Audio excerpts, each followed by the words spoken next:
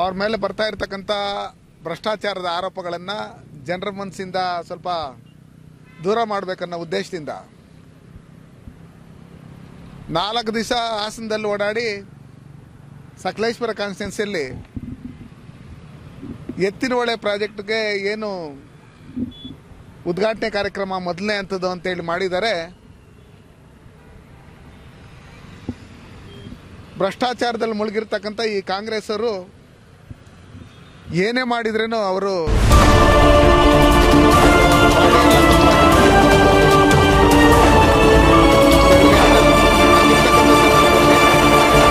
ಏನು ಮೂಲ ಉದ್ದೇಶ ಇತ್ತು ಕೋಲಾರ ಮತ್ತು ಚಿಕ್ಕಬಳ್ಳಾಪುರ ಈ ಭಾಗದಲ್ಲಿ ಕುಡಿಯ ನೀರಿನ ಅಭಾವ ಇದೆ ಅಂತ ಹೇಳಿ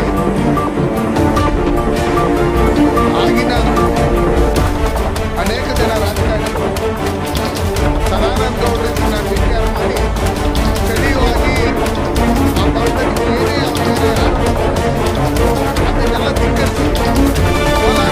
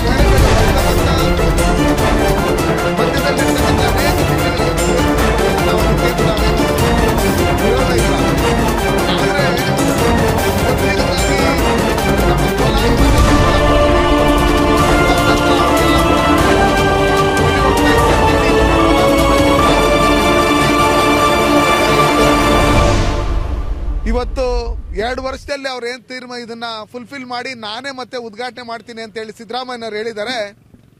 ಅವ್ರ 12ನೇ ತಾರೀಕು ಕೋರ್ಟಲ್ಲಿ ತೀರ್ಪು ಏನು ಬರುತ್ತೆ, ಯಾವ ರೀತಿ ಇದಾಗುತ್ತೆ, ಅಲಿಬಾಬಾ 40,000 INDA ಮಿತ್ರಕೂಟದ ವಕೀಲರು ಯಾರ್ಯಾರಿದ್ದಾರೆ ಇಡೀ ದೇಶದಲ್ಲಿ ಅವ್ರನ್ನೆಲ್ಲ ಕರ್ನಾಟಕದ ಕೋರ್ಟ್ ಕರ್ಸ್ಕೊಂಬಂದು ನಿಲ್ಸ್ಕೊಂಡು ಅವ್ರ ಪರವಾಗಿ ಅವ್ರು ತಪ್ಪಿಸ್ಕೊಳ್ಳೋದಕ್ಕೋಸ್ಕರ ವಾದ ಮಾಡ್ತಾ ಇರ್ತಕ್ಕಂಥ ಸಂದರ್ಭದಲ್ಲಿ ಇವತ್ತು ಕೋಲಾರ ಮತ್ತು ಚಿಕ್ಕಬಳ್ಳಾಪುರ ಜಿಲ್ಲೆಗೆ ಎತ್ತಿನಹೊಳೆ ಪ್ರಾಜೆಕ್ಟಲ್ಲಿ ಮೋಸ ಮಾಡಿರ್ತಕ್ಕಂಥದ್ದು ಮೇಲ್ನೋಟಕ್ಕೆ ಎಲ್ಲರಿಗೂ ಸಾಬೀತಾಗಿ ಗೊತ್ತಾಗಿ ಇವತ್ತು ಅವ್ರ ಪಕ್ಷದ ಶಾಸಕರು ಏನಿದ್ದಾರೆ, ಮಂತ್ರಿಗಳೇನಿದ್ದಾರೆ ಇದರಲ್ಲಿ ಫೈಲೂರ್ ಆಗಿದ್ದಾರೆ ಅಂತ ಹೇಳಿ ನಾವು ಹೇಳೋದಕ್ಕೆ ಇಷ್ಟಪಡ್ತೀನಿ.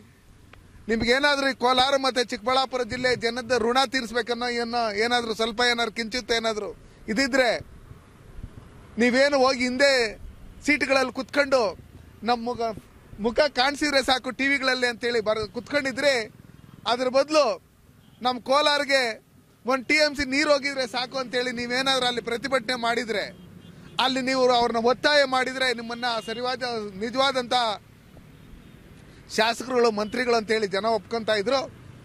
ಇವತ್ತೇನು 2 ವರ್ಷದಲ್ಲಿ ಸಿದ್ದರಾಮಯ್ಯನವ್ರು ಕೊಡ್ತೀನಿ ಅಂತ ಹೇಳಿರ್ತಕ್ಕಂಥ ಸಂದರ್ಭದಲ್ಲಿ ನೀರು ಮತ್ತೆ ಕೊಡ್ತೀನಿ, ನಾನೇ ಉದ್ಘಾಟನೆ ಮಾಡ್ತೀನಿ ಅಂತ ಹೇಳಿದ್ದಾರೆ.